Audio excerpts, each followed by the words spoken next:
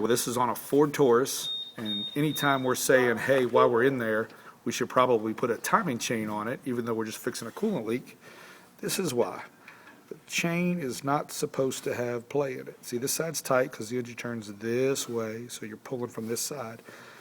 But this slack is not supposed to be there. So for the low price of about $36 for a chain, why don't you just replace it while you're in there?